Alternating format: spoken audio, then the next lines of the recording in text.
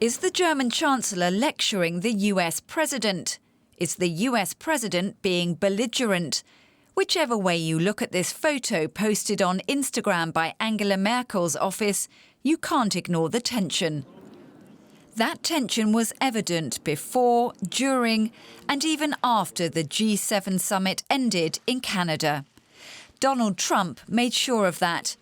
He'd already angered his allies by slapping tariffs on steel and aluminium imports from Canada, the European Union and Mexico. And he used the G7 meeting to demand better trade deals for the US while warning against retaliation. Well, if they retaliate, they're making a mistake because, you see, we have a tremendous trade imbalance.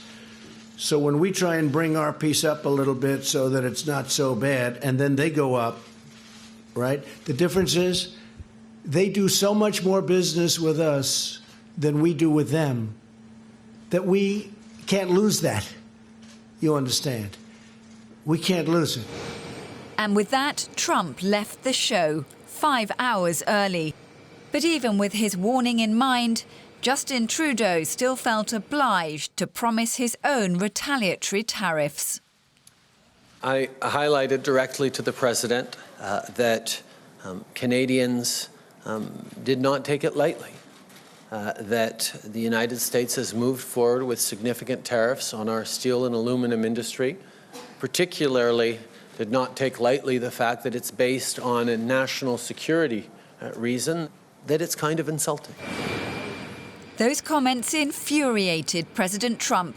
He tweeted from onboard Air Force One that he would no longer endorse the joint summit statement and threatened to impose even more tariffs.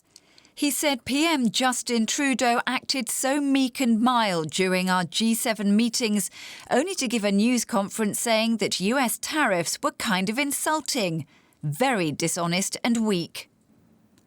The Canadian Premier's office has sought to play down the fracas, but with the threat of an international trade war a step closer, it doesn't look like any of these leaders have much to smile about.